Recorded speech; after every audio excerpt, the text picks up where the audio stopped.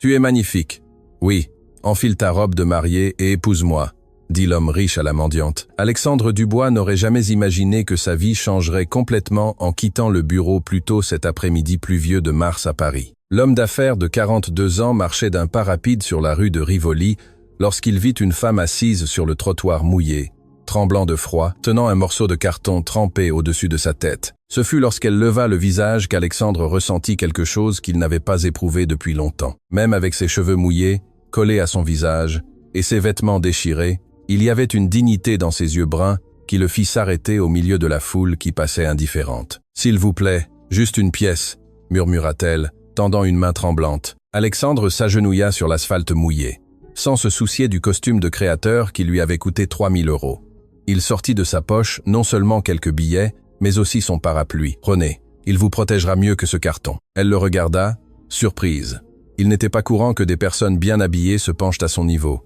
Littéralement. « Merci, monsieur. Que Dieu vous le rende. » Sa voix avait une douceur qui contrastait avec son apparence délabrée. Alexandre remarqua qu'elle parlait avec éducation, utilisant une grammaire peu commune chez les personnes sans abri. « Comment vous appelez-vous ?»« Isabelle », répondit-elle en baissant les yeux. « Mais tout le monde m'appelle Isa. »« Isa, avez-vous un endroit où passer la nuit ?» Elle secoua la tête. Alexandre regarda le ciel sombre et la pluie qui s'intensifiait. « Venez avec moi, je vous emmènerai dans un endroit chaud. »« Ce n'est pas nécessaire, monsieur. Je me débrouille. »« Ce n'est pas un ordre, Isa. C'est une invitation. » Quelque chose dans la fermeté aimable de sa voix la fit accepter. Alexandre l'emmena dans un petit hôtel voisin où il paya une nuit et demanda qu'elle prenne un bain chaud et mange quelque chose. « Je reviendrai demain pour voir comment vous allez, » dit-il avant de partir. « Pourquoi faites-vous cela ?» demanda Isa, ne croyant toujours pas à la bonté de l'inconnu. Alexandre s'arrêta à la porte. La vérité était que lui-même ne savait pas répondre, car tout le monde mérite une seconde chance. Cette nuit-là, Alexandre ne put dormir. Il pensait aux yeux d'Isa, à la façon dont elle le remerciait sans être soumise, à la dignité qu'elle maintenait, même dans la pire situation possible. Il y avait quelque chose en elle qui éveillait en lui des sentiments qu'il croyait ne plus jamais ressentir après le décès de sa femme Véronique. Il y a 3 ans, victime d'un cancer agressif. Le lendemain matin, il retourna à l'hôtel. Isa s'était lavée et portait des vêtements propres fournis par l'hôtel. Sans la saleté et les cheveux mouillés, Alexandre put mieux voir son visage. Elle était plus jeune qu'elle n'en avait l'air dans la rue. Être environ 35 ans, et il y avait une beauté naturelle que la dure vie dans la rue n'avait pas réussi à effacer complètement. « Bonjour, Isa. Avez-vous bien dormi ?»« Je n'ai pas dormi dans un lit depuis des mois, » admit-elle. « Merci beaucoup, monsieur Alexandre. Vous pouvez m'appeler Alexandre. » Ils descendirent prendre le petit déjeuner dans le petit restaurant de l'hôtel. Alexandre l'observait discrètement tandis qu'elle mangeait délicatement, utilisant correctement les couverts. Elle n'était clairement pas une personne née dans la rue. « Isa, puis-je vous poser une question personnelle ?» Elle se tendit, mais acquiesça. « Avez-vous toujours vécu ainsi ?» « Non. » Sa voix devint presque inaudible. « Avant, j'avais une vie différente. » « Que s'est-il passé ?» Isa garda le silence un long moment, remuant son café sans le boire. « Parfois, la vie nous fait payer un prix très élevé pour nos décisions, » dit-elle finalement. Alexandre remarqua qu'elle ne voulait pas entrer dans les détails, et il respecta cela. Au lieu de cela, il changea de sujet. « Avez-vous des compétences ? Quelque chose que vous savez bien faire ?»« J'étais professeur, » admit-elle, le surprenant. « J'enseignais la littérature dans une école privée. Et pourquoi avez-vous arrêté ?» Son silence fut une réponse suffisante. Il y avait une histoire douloureuse qu'elle n'était pas prête à partager. « Isa, j'ai une proposition à vous faire. » Elle le regarda avec méfiance. « J'ai besoin de quelqu'un pour donner des cours particuliers à ma fille Clémence. Elle a 16 ans et rencontre des difficultés en littérature. Accepteriez-vous le travail ? » « Monsieur Alexandre, je ne peux pas. Je n'ai pas de papier, pas de référence, je n'ai même pas de logement.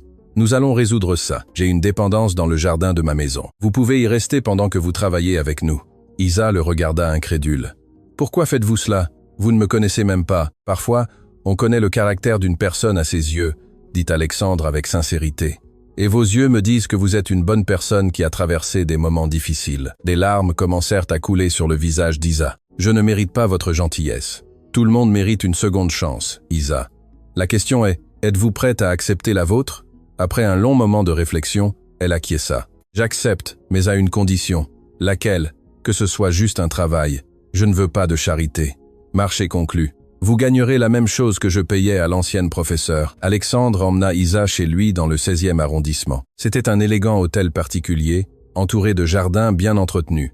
La dépendance était petite, mais confortable, avec chambre, salle de bain et une kitchenette. Ma fille rentrera de l'école à 6h, expliqua Alexandre. Vous pouvez utiliser ce temps pour vous organiser. Demain matin, nous réglerons la question de vos papiers. Comment ça? J'ai une amie avocate. Il nous aidera à obtenir des duplicata de tous vos documents. Isa fut à nouveau émue. Cela faisait si longtemps que quelqu'un la traitait avec dignité et respect. Alexandre, je ne sais comment vous remercier. Il n'y a pas besoin de remercier. Soyez juste une bonne professeure pour Clémence. L'après-midi, quand Clémence rentra de l'école, Alexandre l'appela pour parler. Ma chérie, j'ai une nouveauté à te raconter. Clémence, une adolescente aux cheveux bouclés et aux yeux vifs, s'assit sur le canapé en face de son père. J'ai engagé une nouvelle professeure particulière pour toi. Oh, papa, je n'ai pas besoin de professeur. Mes notes s'améliorent. Clémence, tu as eu 5 en littérature le dernier trimestre. Ça, ce n'est pas s'améliorer. La jeune fille fit la grimace. Où as-tu trouvé cette professeure? Alexandre hésita. Comment expliquer à sa fille qu'il avait trouvé Isa dans la rue? C'est une personne très spéciale qui a traversé des moments difficiles. Je veux que tu la traites avec respect et gentillesse. D'accord, papa. Quand commence-t-elle? Demain. Et Clémence, elle va rester dans la dépendance pendant un certain temps. Elle va vivre ici? Pourquoi? Parce que parfois les gens ont besoin d'une seconde chance pour reconstruire leur vie. Clémence ne comprit pas tout à fait, mais accepta. Le lendemain matin, Isa était nerveuse pour son premier jour de cours. Elle avait trouvé dans l'armoire de la dépendance quelques vêtements que l'ancienne gardienne avait laissés. Ce n'étaient pas des vêtements chers, mais ils étaient propres et bien entretenus.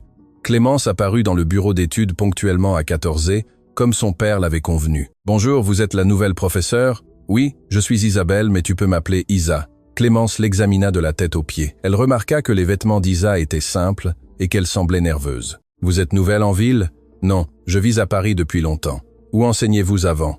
Isa sentit une boule au ventre. Elle n'était pas préparée à cet interrogatoire. « Dans plusieurs écoles ?» répondit-elle vaguement. « Et si nous commencions les études? Ton père m'a dit que tu avais des difficultés en littérature. C'est que les professeurs nous bourrent de textes ennuyeux d'auteurs morts, » se plaignit Clémence. « Auteur mort ?» Isa sourit pour la première fois depuis son arrivée. « Clémence, savais-tu qu'Honoré de Balzac écrivait sur des problèmes que nous rencontrons encore aujourd'hui? La jalousie, la trahison, l'ambition, l'envie.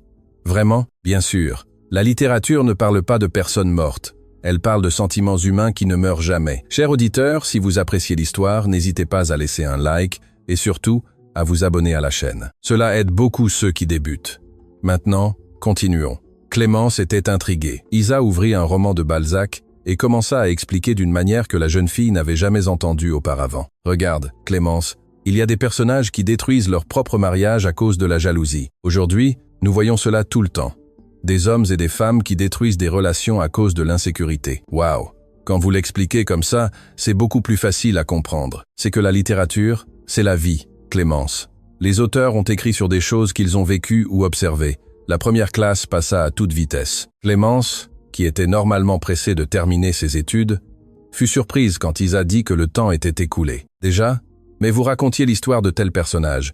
Nous continuerons demain et tu me diras ce que tu as pensé des premiers chapitres. Après le départ de Clémence, Isa resta seule dans le salon, se sentant utile pour la première fois depuis des mois. Enseigner avait toujours été sa passion et pouvoir recommencer la remplit d'une joie qu'elle avait presque oubliée. Alexandre rentra du travail à 19 et trouva Clémence dans le jardin en train de lire. « Clémence, tu lis de ton plein gré? Isa a dit que si je lis les 3 premiers chapitres, demain elle me racontera des secrets sur les personnages qu'aucun professeur ne raconte. » Alexandre sourit. En un seul jour, Isa avait réussi à éveiller l'intérêt de sa fille pour la littérature. Et qu'as-tu pensé d'elle? Elle est différente des autres professeurs. Elle ne parle pas compliqué juste pour faire semblant de savoir. Et elle a des yeux tristes, papa. Triste. C'est comme si elle avait traversé quelque chose de très grave. Tu sais ce qui lui est arrivé? Alexandre choisit ses mots avec soin. Parfois, les gens traversent des moments difficiles dans la vie, ma chérie. L'important est de ne pas abandonner pour recommencer. Elle va rester longtemps avec nous? Je ne sais pas. Pourquoi? Parce que je l'aime bien. Ça fait longtemps qu'on n'a pas eu une femme à la maison. L'observation de sa fille émut Alexandre. Depuis le départ de Véronique, la maison était vraiment devenue plus vide, moins chaleureuse. Ce soir-là, Alexandre frappa à la porte de la dépendance pour savoir comment s'était passé le premier jour. « Entrez, s'il vous plaît », dit Isa. La maison était très bien rangée, avec des fleurs du jardin dans un vase improvisé. « Comment s'est passé le cours avec Clémence? C'est une enfant intelligente. » Elle était juste démotivée parce que personne ne lui avait montré que la littérature peut être intéressante. Je suis ravi de l'entendre. Clémence n'avait pas parlé comme ça d'un professeur depuis longtemps. Alexandre, puis-je vous poser une question? Bien sûr. Où est sa mère? Alexandre devint sérieux. Véronique est décédée il y a 3 ans. Cancer. Je suis tellement désolé, dit Isa avec sincérité. Cela a dû être très difficile pour vous deux. Ça l'a été. Clémence avait 13 ans quand nous avons perdu Véronique. Ce fut une période très compliquée. Et vous, comment gérez-vous cela?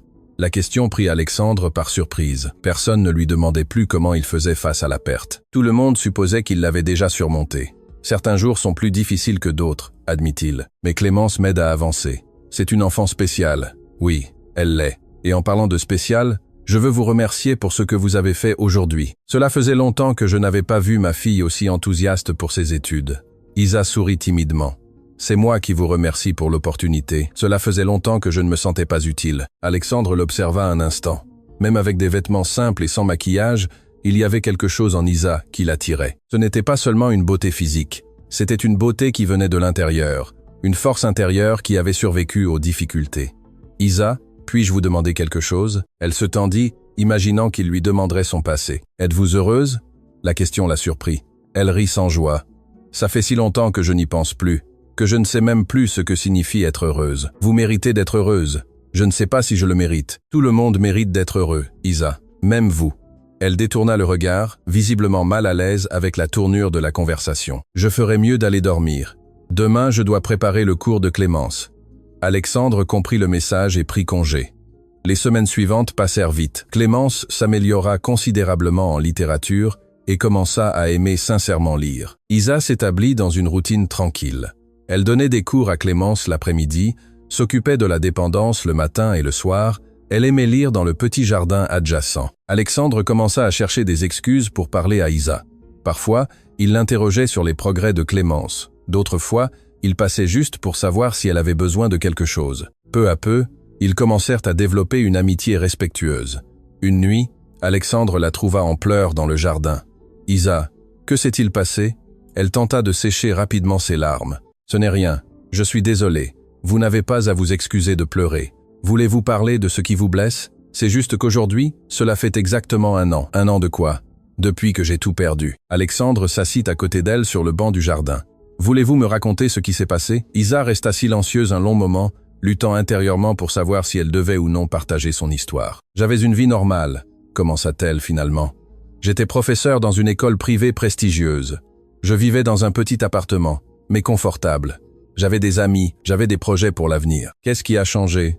Mon frère cadet, Julien, il a toujours eu des problèmes avec les substances.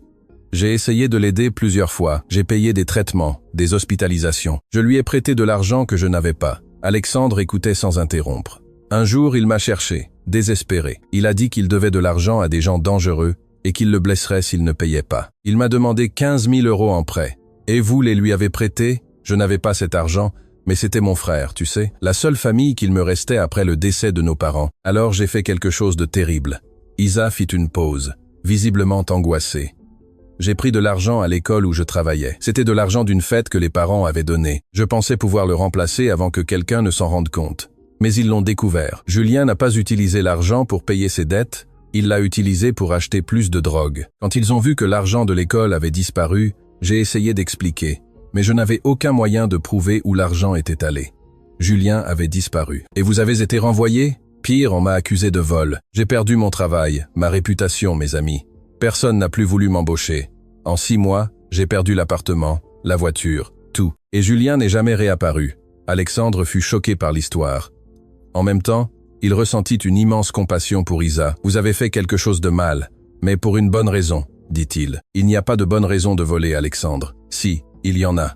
Vous l'avez fait par amour pour votre frère et regardez où cela a mené. J'ai détruit ma vie et je n'ai pas réussi à sauver la sienne.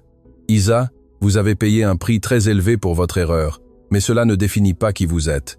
Si, cela définit. Je suis une voleuse qui a vécu dans la rue. Vous êtes une femme qui a tout sacrifié pour sa famille et qui, même après avoir tout perdu, a gardé sa dignité et sa gentillesse. » Isa le regarda, surprise. « Comment pouvez-vous voir ça en moi? Parce que je vois comment vous traitez ma fille. Je vois l'affection que vous lui portez, le dévouement. Je vois comment vous arrangez cette maison avec amour, comment vous prenez soin des plantes du jardin. Une mauvaise personne ne ferait pas ça. Alexandre, vous ne comprenez pas. Je ne peux plus jamais avoir une vie normale. J'ai un casier, une réputation détruite. Tout le monde mérite une seconde chance, Isa. Même vous. Elle secoua la tête. C'est facile à dire quand on n'a pas fait ce que j'ai fait. Isa, puis-je vous poser une question? Si Julien apparaissait aujourd'hui en demandant de nouveau de l'aide, l'aideriez-vous? Bien sûr, répondit-elle sans hésiter. C'est mon frère. Cela dit tout sur qui vous êtes. Vous avez un bon cœur, Isa. Un cœur qui met le bien des autres avant le sien. Un cœur idiot, vous voulez dire. Un cœur aimant. Et c'est rare de nos jours. Ils restèrent silencieux quelques minutes, chacun perdu dans ses propres pensées. Alexandre, puis-je vous poser une question maintenant? Bien sûr. Pourquoi m'avez-vous aidé ce jour-là? Vous ne me connaissiez pas. Alexandre réfléchit un instant. Vous savez, quand ma femme est tombée malade, j'ai découvert à quel point les gens pouvaient être cruels. Beaucoup d'amis se sont éloignés comme si le cancer était contagieux. D'autres venaient visiter par pitié, et c'était encore pire. Cela a dû être très difficile. Ça l'a été. Et quand je vous ai vu dans la rue ce jour-là, j'ai vu dans vos yeux la même chose que je ressentais quand les gens me regardaient avec pitié. Vous étiez vulnérable, mais vous n'aviez pas perdu votre dignité. Cela m'a ému. Et maintenant que vous savez qui je suis vraiment, cela a-t-il changé quelque chose? Alexandre la regarda droit dans les yeux. Ça a changé. Oui, maintenant je vous admire encore plus. Pourquoi? Parce que vous avez traversé une situation terrible et vous n'êtes pas devenu amer. Parce que vous avez tout perdu et que vous enseignez quand même à ma fille avec amour. Parce que vous auriez pu en vouloir au monde, mais vous avez choisi d'être bienveillante. Isa sentit des larmes rouler sur son visage à nouveau, mais cette fois ce n'était pas des larmes de tristesse. Personne ne m'a jamais dit de telles choses. Alors il est temps que quelqu'un les dise. Cette nuit-là, Isa s'endormit le cœur un peu plus léger. Pour la première fois en un an, elle se sentit valorisée en tant que personne, pas seulement tolérée ou aidée par pitié. Alexandre aussi eut du mal à dormir. Il développait des sentiments pour Isa qui allaient au-delà de la compassion ou de l'amitié. Il y avait quelque chose en elle qui l'attirait profondément, sa force, sa bonté, sa capacité d'aimer même après tant de souffrance. Le lendemain matin, Clémence vint à lui avec une expression préoccupée. « Papa, je peux te parler ?»« Bien sûr, ma chérie. Qu'est-ce qui se passe ?»« C'est à propos d'Isa. Hier soir, je t'ai entendu parler avec elle dans le jardin. » Alexandre devint nerveux. « Clémence aurait-elle tout entendu ? Qu'as-tu entendu ? Pas grand-chose, mais assez pour comprendre qu'elle a traversé quelque chose de très grave. Et comment te sens-tu à ce sujet ? Papa, Isa est la meilleure professeure que j'ai jamais eue. Elle est affectueuse avec moi. Elle m'apprend des choses qu'aucun autre professeur n'a réussi. Peu importe ce qui lui est arrivé avant. » Alexandre sourit, fier de la maturité de sa fille. « Je suis ravi de l'entendre, Clémence. Papa, je peux te demander quelque chose ? Oui. Tu aimes Isa ? » La question directe de sa fille le prit par surprise. « Pourquoi demandes-tu ça ? Parce que je vois comment tu la regardes, et je vois comment elle te regarde aussi. » Clémence. « Papa, tu sais que j'aimais beaucoup maman, mais elle est partie il y a 3 ans, et tu mérites d'être heureux à nouveau. Ma chérie, ce n'est pas si simple. Pourquoi pas ? Tu l'aimes. Elle t'aime. Je l'aime bien. Quel est le problème ?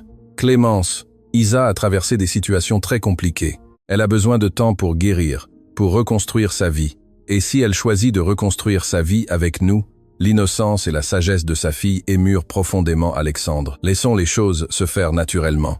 D'accord, papa. Mais juste pour que tu saches, si tu la demandes en mariage, je soutiens. Clémence sortit en courant avant que son père ne puisse répondre, laissant Alexandre bouche bée devant la maturité de la jeune fille de 16 ans. Cet après-midi-là, pendant le cours, Clémence était particulièrement animée. « Isa, avez-vous déjà été mariée ?» La question prit Isa par surprise. « Pourquoi veux-tu savoir ça ? Juste par curiosité, vous êtes jolie. Intelligente, affectueuse, vous devez avoir eu beaucoup de petits amis. Clémence, concentrons-nous sur les études. » « Oh, quoi ? On peut discuter un peu. On est amis, non ?» Isa sourit. Elle avait vraiment développé une affection particulière pour Clémence. « Je n'ai jamais été mariée. J'ai eu quelques petits amis quand j'étais plus jeune, mais rien de sérieux. Tu sais pourquoi ? Je crois que je n'ai jamais trouvé la bonne personne. » « Et comment sauriez-vous que c'est la bonne personne ? » « Bonne question, » rit Isa. « Je pense que ce serait quelqu'un qui m'accepterait tel que je suis, avec tous mes défauts et mes problèmes, et qui serait bon et affectueux. Ça aussi. Et s'il était veuf avec une fille adolescente merveilleuse ? » Isa réalisa où Clémence voulait en venir et rougit. « Clémence, quoi ? Je demande juste hypothétiquement. Hypothétiquement, je dirais que cet homme serait très spécial. Et si cette merveilleuse fille adolescente voulait beaucoup que son père soit à nouveau heureux ? Clémence, où veux-tu en venir avec ces questions ? Isa, tu aimes mon père ? » La question directe laissa Isa sans voix. « Clémence, ton père est mon employeur. Il m'a donné du travail quand j'en avais besoin. Cela ne répond pas à ma question. Isa soupira. Ton père est un homme bon, Clémence. N'importe quelle femme serait heureuse avec lui. Tu serais heureuse avec lui. Clémence, ce n'est pas une conversation appropriée entre nous. Pourquoi pas? Je suis sa fille. Mon opinion devrait compter. Et quelle est ton opinion? Que vous seriez heureux ensemble et que j'adorerais vous avoir comme belle-mère. Isa fut émue par la déclaration de la jeune fille. Clémence, tu es très spéciale, mais la vie n'est pas si simple. Pourquoi ne peut-elle pas l'être? Mon père est libre. Vous êtes libre. Vous vous aimez. Je vous accepte. Quel est le problème? Le problème est que j'ai un passé compliqué. Je ne serai pas une bonne compagne pour ton père. N'importe quoi. Vous êtes la personne la plus gentille que j'ai rencontrée après ma mère. Clémence. Isa, je peux te dire un secret? Bien sûr. Mon père ne sourit plus depuis 3 ans, mais depuis que vous êtes arrivé, je le vois sourire à nouveau. Cette révélation toucha profondément le cœur d'Isa. Même ainsi, Clémence, ton père mérite quelqu'un sans problème, sans complication. Mon père mérite quelqu'un qui l'aime et vous l'aimez, n'est-ce pas? Isa garda le silence, luttant avec ses propres émotions. C'est si évident pour moi. Ça l'est, sourit Clémence. Je suis sûr que pour lui aussi. Clémence, même si je ressentais quelque chose pour ton père, cela ne signifie pas que ça marcherait. Je ne peux pas lui offrir une vie normale. Qui a dit que nous voulions une vie normale? Nous voulons une vie heureuse. La conversation fut interrompue par l'arrivée d'Alexandre. Comment s'est passée la classe aujourd'hui? Excellente, répondit Clémence animée. Isa m'expliquait les relations en littérature. Alexandre regarda Isa, qui était visiblement mal à l'aise. Les relations en littérature? Oui, papa. Comment les personnages de Balzac se comportaient-ils? Très intéressant. Alexandre remarqua qu'il y avait autre chose, mais ne posa pas de questions. Bon, alors je vous laisse finir. Nous avons déjà fini, dit Clémence. Isa, à demain. La jeune fille sortit en courant, laissant Alexandre et Isa seuls. Clémence semble très animée aujourd'hui, commenta Alexandre. C'est une enfant spéciale. Isa, puis-je vous faire une invitation?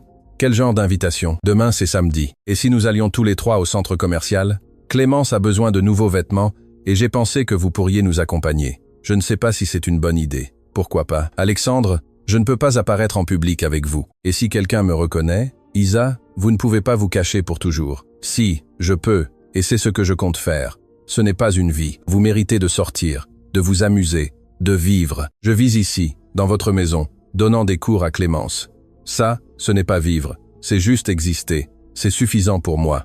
Alexandre s'approcha d'elle. Isa, ce n'est pas suffisant pour moi. Comment ça? Vous m'importez. Je veux vous voir heureuse. Alexandre, laissez-moi finir. Je sais que vous avez traversé des choses difficiles. Je sais que vous avez peur de vous blesser à nouveau ou de vous engager. Mais la vie est faite pour être vécue, pas pour être cachée. Vous ne comprenez pas. Si quelqu'un me reconnaît et apprend mon histoire, alors nous gérons ça quand ça arrive. Mais on ne peut pas vivre avec la peur de ce qui pourrait arriver. Isa le regarda dans les yeux.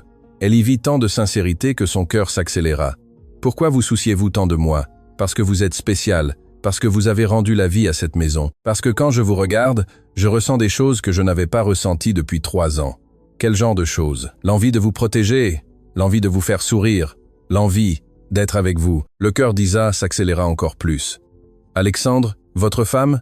J'aimerais toujours Véronique. Elle fut la mère de ma fille, ma compagne, pendant 15 ans. Mais elle est partie, et je suis toujours là. J'ai le droit d'être heureux à nouveau. Et vous croyez que vous seriez heureux avec moi? J'en suis sûr. Isa sentit des larmes aux yeux. Je ne suis pas bonne pour vous, Alexandre. Laissez-moi en décider. J'ai un passé terrible. J'ai aussi un passé douloureux. Nous pouvons construire un avenir ensemble. Et si ça se passe mal? Et si ça se passe bien? Ils restèrent à se regarder un long moment. La tension entre eux était palpable. Isa, puis-je vous embrasser? Elle resta sans réaction pendant quelques secondes. Puis, lentement, elle acquiesça. Alexandre s'approcha lentement et toucha ses lèvres avec douceur. Ce fut un baiser tendre, plein de promesses et d'espoir. Quand ils se séparèrent, Isa pleurait. « Pourquoi pleures-tu? Parce que ça fait longtemps que personne ne m'a touché avec affection. Alors habituez-vous, car je compte le faire souvent. » Isa rit à travers ses larmes. « Alexandre, c'est une folie. Parfois, les meilleures choses de la vie sont des folies. Et Clémence, qu'est-ce qu'elle va penser? Je crois qu'elle sera plus heureuse que nous deux. » Chers auditeurs, si vous appréciez l'histoire, n'hésitez pas à laisser un like et surtout à vous abonner à la chaîne. Cela aide beaucoup ceux qui débutent. Maintenant, continuons. Cette nuit-là, Isa ne put dormir. Elle repassait dans son esprit le baiser d'Alexandre, les mots affectueux qu'il avait prononcés. Pour la première fois en 1 an, elle se permit de rêver à un avenir différent. Alexandre était également inquiet. Il ne pouvait pas chasser Isa de son esprit. Depuis le départ de Véronique, Il pensait qu'il ne tomberait plus jamais amoureux. Mais Isa avait éveillé en lui des sentiments qu'il croyait morts pour toujours. Le lendemain matin, Clémence vint à lui avec une expression préoccupée. « Papa, pourquoi souris-tu comme ça? Je ne peux pas sourire. Tu peux, mais tu as une tête d'amoureux transi. Clémence, que s'est-il passé? Y a-t-il eu quelque chose avec Isa hier ?»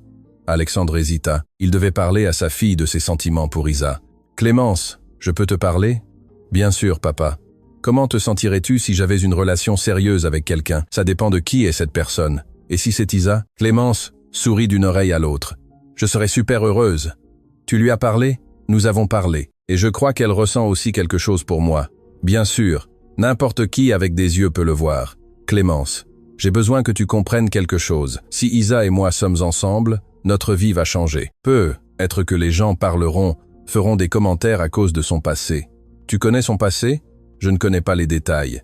Mais je sais qu'elle a traversé quelque chose de difficile. Et peu importe, papa. Ce qui importe, c'est que vous soyez heureux. Es-tu sûr, papa?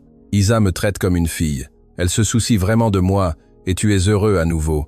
Pourquoi ne le serais-je pas? Alexandre serra sa fille dans ses bras, ému par sa maturité. Tu es une enfant spéciale, Clémence. J'ai hérité de papa. Maintenant, va parler à Isa et arrange cette situation. Alexandre se rendit à la dépendance et frappa à la porte. Isa ouvrit, encore en pyjama, les cheveux ébouriffés. « Excusez-moi, je vous ai réveillé? » « Non, j'étais déjà réveillé, je n'ai pas beaucoup dormi. » À cause d'hier, partiellement. « Isa, nous devons parler. »« Je sais. Entrez. » Ils s'assirent dans le petit salon de la dépendance. « Comment vous sentez-vous » demanda Alexandre, confuse, heureuse, avec peur. « Peur de quoi? De tout gâcher, que vous regrettiez, que Clémence ne l'accepte pas. »« Isa, j'ai parlé à Clémence ce matin. Elle est super heureuse à l'idée que nous ayons une relation. Vraiment, vraiment. En fait, je crois qu'elle attendait ça depuis des semaines. » Isa sourit. « Elle est vraiment spéciale. » Et vous avez encore peur? Oui, mais en même temps, je sens que peut-être ça vaut la peine de prendre le risque. Alors, risquons ensemble. Alexandre, avant, j'ai besoin de vous dire quelque chose. Quoi?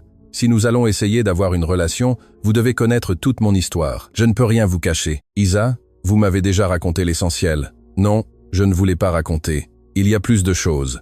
Alexandre devint inquiet. Quelle chose? L'argent que j'ai pris à l'école, ce n'était pas seulement 15 000 €. Combien c'était? 50 000. Et ce n'était pas qu'une fois, ce fut plusieurs fois sur 2 mois. Alexandre garda le silence, traitant l'information. Pourquoi l'avez-vous fait plusieurs fois? Parce que Julien apparaissait toujours avec de nouvelles dettes, de nouvelles urgences, et j'étais assez stupide pour le croire. Et combien avez-vous réussi à rembourser? Rien. Quand ils ont découvert, je n'avais plus rien à rendre. Isa, c'est une somme considérable. Je sais. C'est pourquoi vous devez le savoir. Parce que si quelqu'un le découvre, on vous associera à moi. Votre réputation peut être affectée. Alexandre réfléchit quelques minutes avant de répondre. Isa, merci de m'avoir dit toute la vérité. Et maintenant, est-ce que ça a changé quelque chose? Oui, ça a changé. Maintenant, je vous respecte encore plus d'avoir eu le courage de me le raconter. Vous n'êtes pas en colère? Pourquoi serais-je en colère? Vous avez fait quelque chose de mal. Mais c'était par amour pour votre famille. Et vous avez déjà payé un prix très élevé pour cela. Alexandre, êtes-vous sûr de vouloir vous impliquer avec moi, avec tous ces problèmes? Alexandre se leva et s'agenouilla devant elle, lui prenant les mains. Isa, vous me demandez si je suis sûr de vouloir être avec une femme capable de tout sacrifier pour sa famille.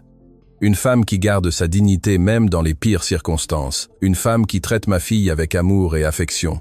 Une femme qui a redonné vie à ma maison. Des larmes commencèrent à rouler sur le visage d'Isa. Quand vous parlez comme ça, c'est comme ça que je vous vois, Isa. Je ne vois pas une femme avec des problèmes.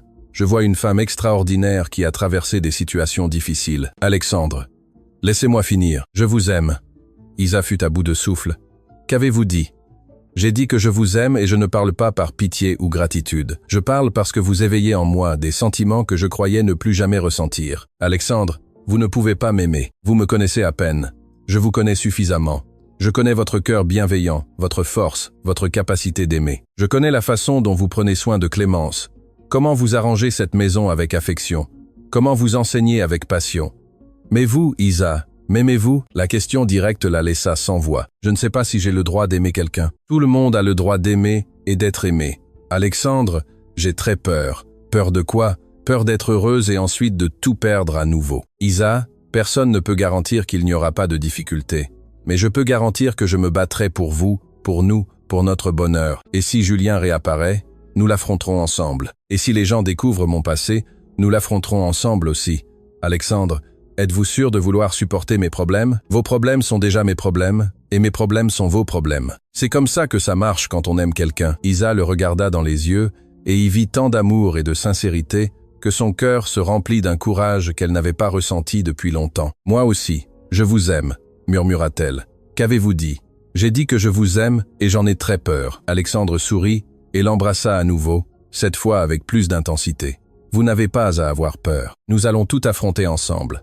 Alexandre, je ne pourrai jamais vous donner une vie normale. Je ne veux pas d'une vie normale. Je veux une vie avec vous. » À ce moment-là, Clémence apparut à la porte. « Papa, Isa, vous êtes là ?» Ils se séparèrent rapidement, embarrassés d'avoir été surpris dans un moment intime. « Entre Clémence, » dit Isa. « Pardon d'interrompre, mais avez-vous décidé de faire votre coming out une bonne fois pour toutes ?» Alexandre et Isa se regardèrent et rirent. « Comment as-tu su que nous étions ?»« Papa, s'il te plaît, tu crois que vous êtes discret ? C'était évident que vous étiez amoureux. Et comment te sens-tu à ce sujet ?» demanda Isa. Clémence courut vers elle et la serra fort dans ses bras. « Je suis super heureuse. Enfin, je vais avoir une maman à nouveau. »« Clémence, calme-toi, » dit Alexandre. « Nous commençons à peine à sortir ensemble. Mais vous allez vous marier, n'est-ce pas ?»« Clémence, » protestèrent les deux en même temps. « Quoi ?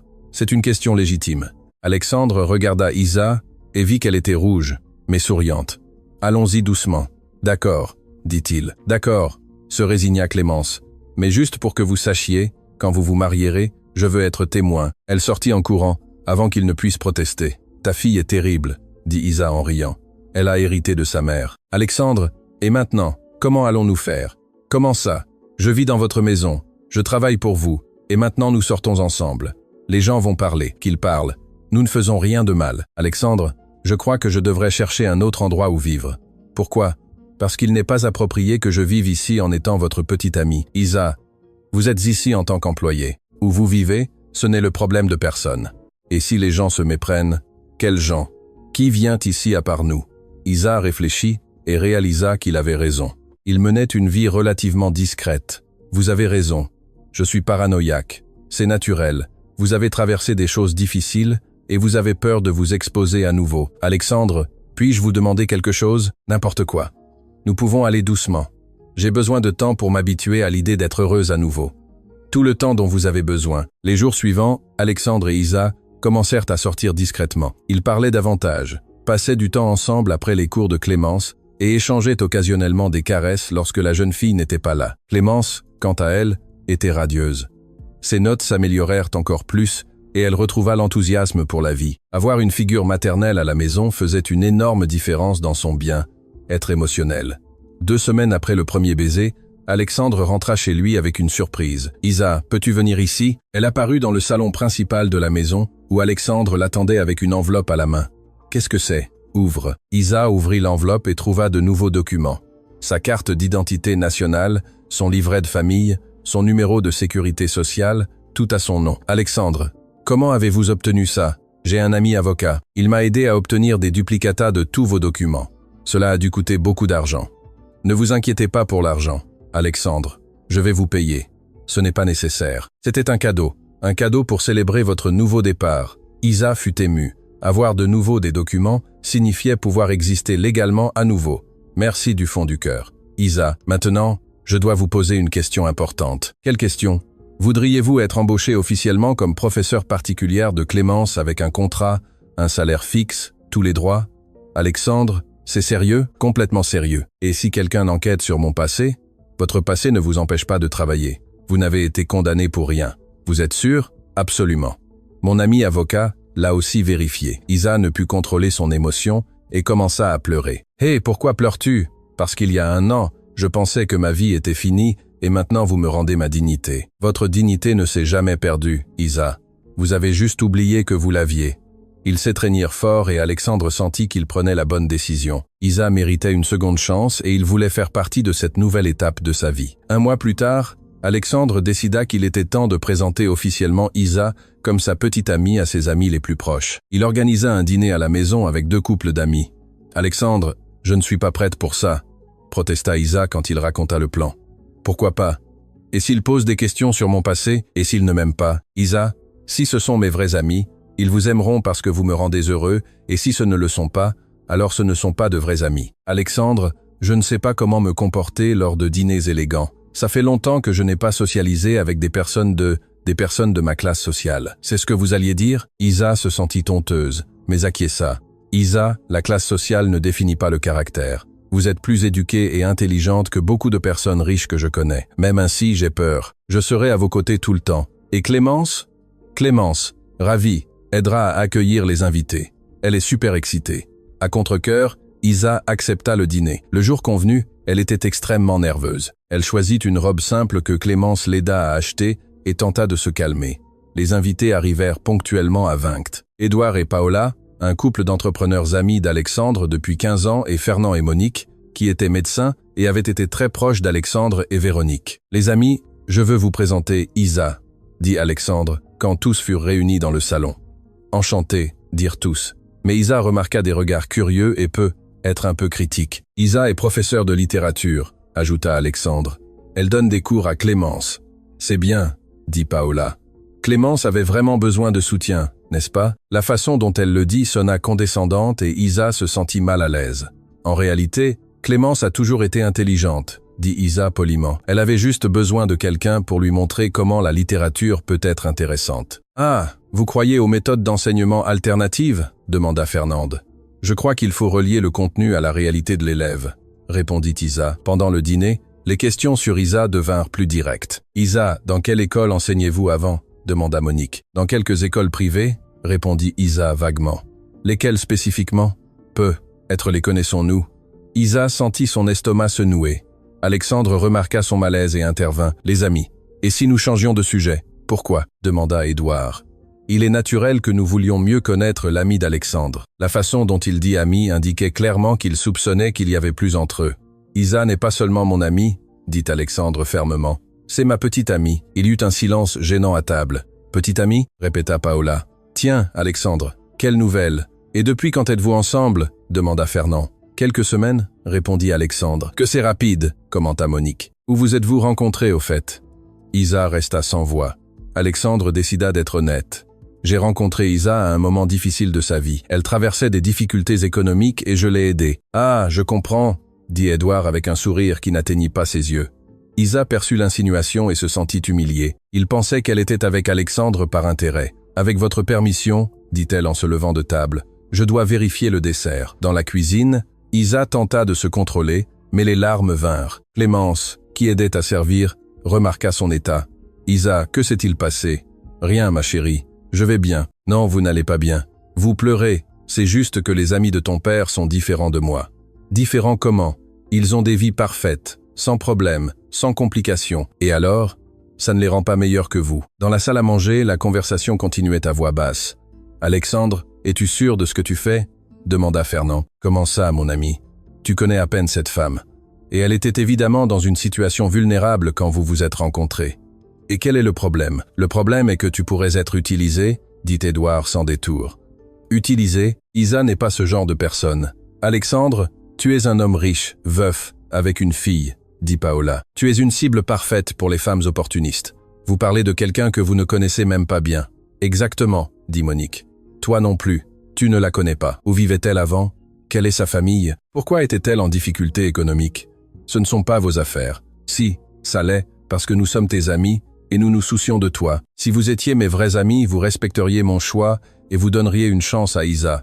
Alexandre, nous voulons juste le meilleur pour toi, dit Fernande. Le meilleur pour moi est d'être heureux, et Isa me rend heureux. Pour l'instant, murmura Édouard. Qu'est-ce que tu veux dire par là? Rien, oublie ça. Alexandre commençait à s'énerver de l'attitude de ses amis quand Isa revint de la cuisine avec le dessert. Excusez le retard, dit-elle en essayant de garder son calme. Le reste du dîner se déroula dans une atmosphère tendue. Les invités posèrent des questions polies, mais Isa sentait leur méfiance. Quand il est l'IFAR, elle était épuisée. Isa, je suis vraiment désolé pour leur comportement, dit Alexandre. Ils sont juste protecteurs envers toi. C'est compréhensible. Non, ce n'est pas compréhensible. Ils ont été grossiers. Alexandre, être qu'ils ont raison. Raison sur quoi? Sur le fait que je ne suis pas la bonne personne pour vous. Isa, ne laissez pas leurs paroles vous affecter. Comment puis-je l'éviter? Ils me regardaient comme si j'étais une profiteuse. Et vous savez que vous ne l'êtes pas. Je le sais, Alexandre. J'accepte votre aide. Je vis dans votre maison. Je travaille pour vous. Je sors avec vous. Vu de l'extérieur, il semble vraiment que je profite. Isa, Vous travaillez ici parce que vous êtes une excellente professeure. Vous vivez ici parce que vous avez besoin d'un endroit où rester, et vous sortez avec moi parce que nous nous aimons. Serait-ce que nous nous aimons, ou serait-ce de la gratitude de ma part et de la pitié de la vôtre? Isa, vous les laissez semer le doute dans votre tête. Les doutes étaient déjà là, il ne faisait que les révéler.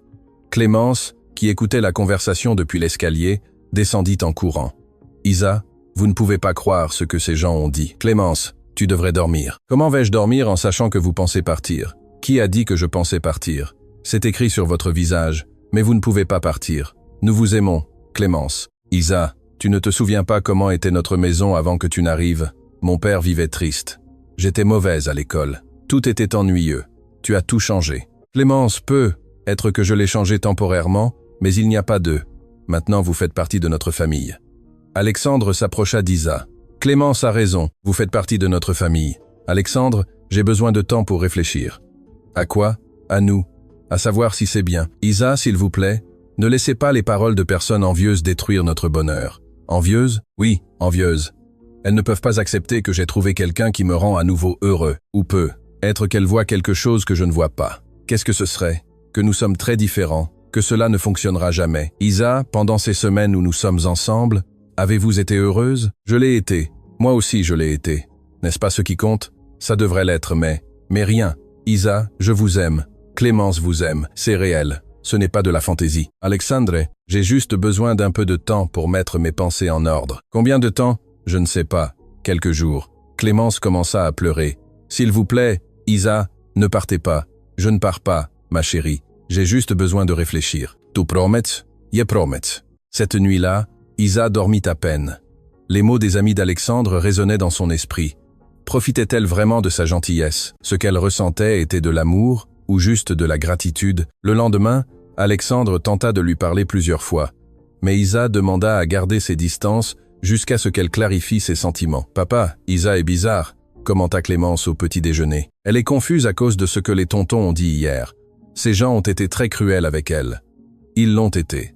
Et je regrette d'avoir organisé ce dîner. Papa, tu dois faire quelque chose. Isa pense à partir. Je suis désolé. Qu'est-ce que tu penses que je devrais faire? Lui montrer à quel point nous avons besoin d'elle. Comment? Je ne sais pas, mais tu dois penser à quelque chose. Alexandre passa toute la journée au travail à chercher un moyen de montrer à Isa à quel point elle comptait pour lui et pour Clémence. Le soir, en rentrant chez lui, il eut une idée. « Isa, peux-tu venir un instant ?»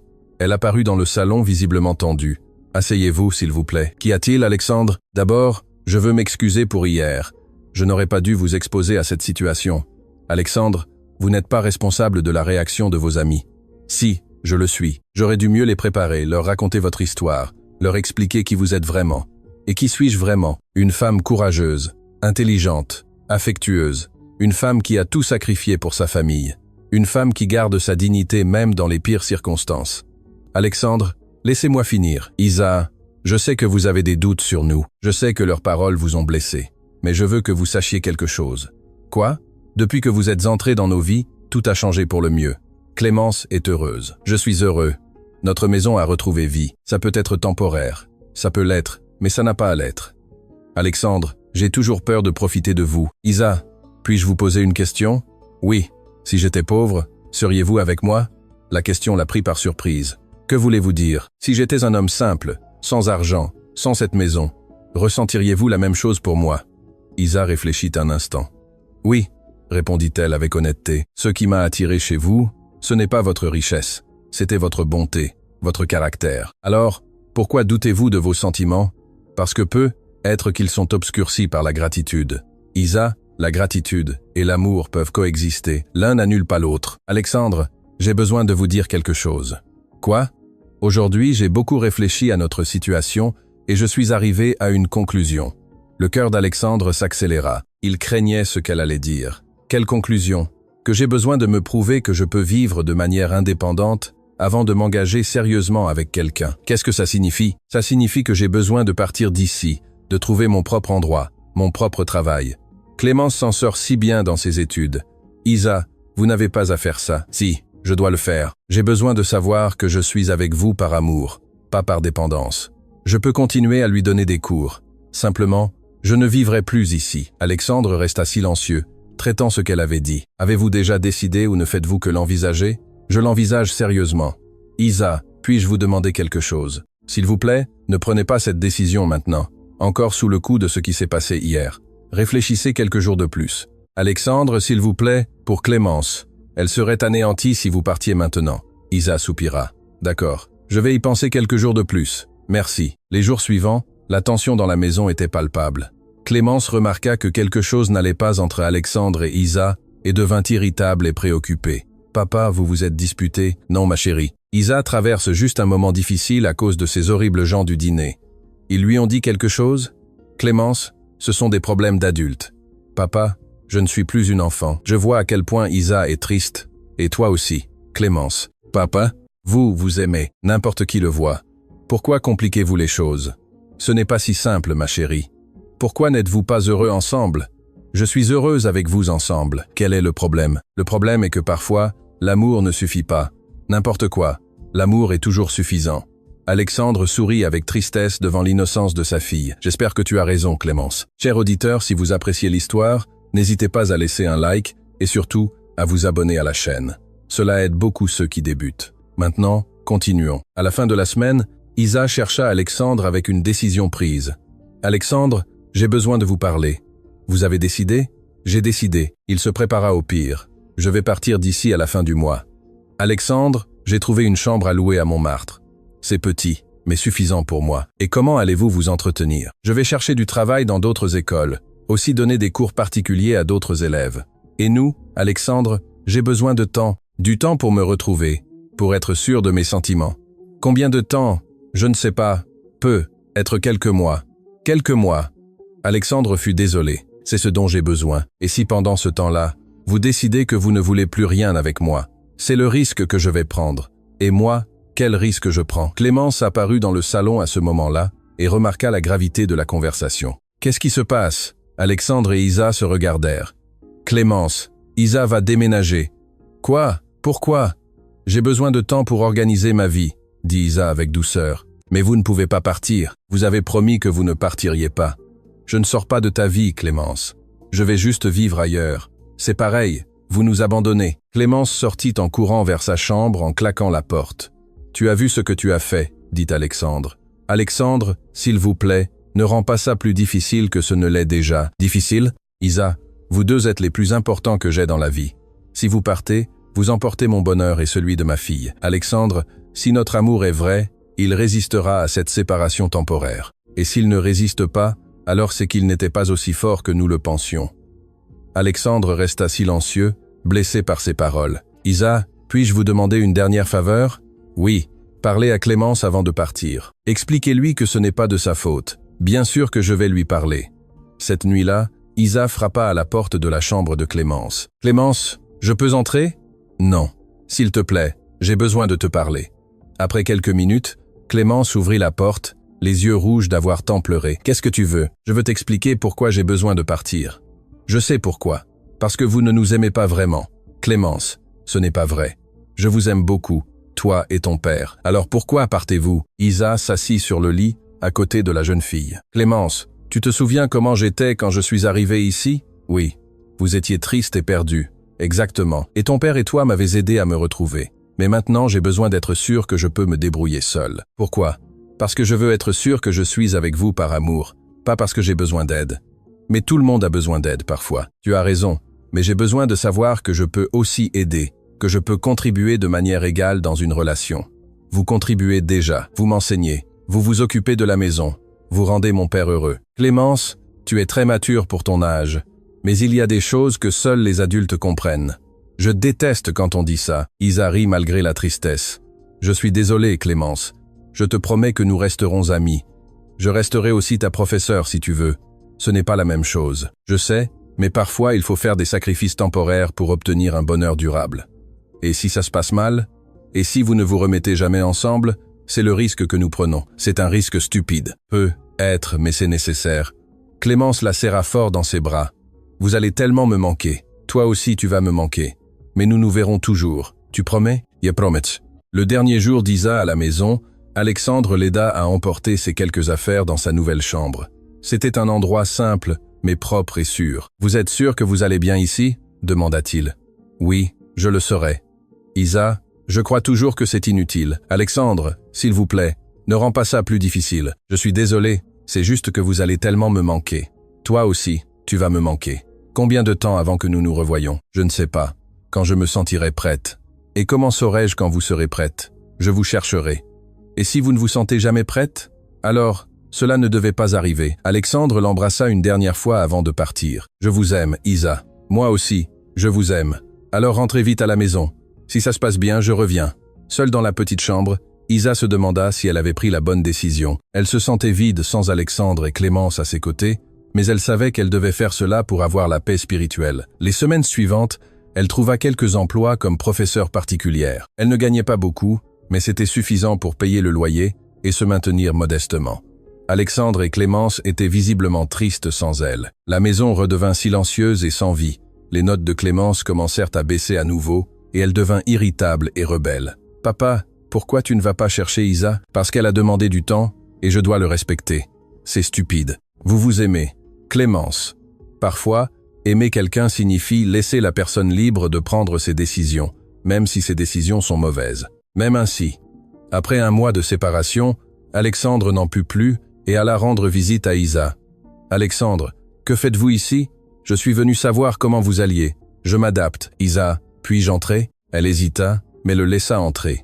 La chambre était vraiment petite, avec seulement un lit, une table et une armoire. « C'est ici que vous vivez? » « C'est temporaire. »« Isa, êtes-vous heureuse? » Elle tarda à répondre. « J'apprends à être indépendante. » Cela ne répond pas à ma question. « Alexandre, pourquoi êtes-vous venu ici? » « Parce que vous me manquez. Parce que Clémence vous manque. Parce que notre maison est vide sans vous. » Alexandre. Isa, un mois a passé. Vous avez prouvé que vous pouviez vous débrouiller seul. Maintenant, rentrez à la maison. Je ne suis pas encore prête. Quand le serez-vous? Je ne sais pas. Isa, vous êtes masochiste. Vous vous punissez pour quelque chose qui ne mérite pas de punition. Ce n'est pas une punition, c'est une connaissance de soi. C'est absurde. Vous vous connaissez parfaitement. Vous savez que vous êtes une femme forte, indépendante, capable. Que devez-vous prouver de plus? J'ai besoin de prouver que je peux vous choisir par amour, pas par dépendance. Et vous ne l'avez pas encore prouvé? Pas encore. Alexandre se sentit frustré. Isa, vous détruisez notre bonheur par une peur irrationnelle. Ce n'est pas une peur irrationnelle, c'est de la prudence. Si, c'est de la peur. Peur d'être heureuse, peur de croire que vous méritez l'amour. Être que vous avez raison. Alors, surmontez cette peur, rentrez à la maison. Je ne peux pas encore. Pourquoi pas? Parce que j'entends toujours les voix de ces gens du dîner. Je sens toujours que être ils avaient raison. Isa, oubliez ces gens. Ils ne savent rien de vous ni de nous, mais ils ont planté une graine de doute qui continue de pousser. Alors, arrachez cette graine. Ne laissez pas les paroles de personnes envieuses détruire votre bonheur. Alexandre, j'ai besoin de plus de temps. Combien de plus?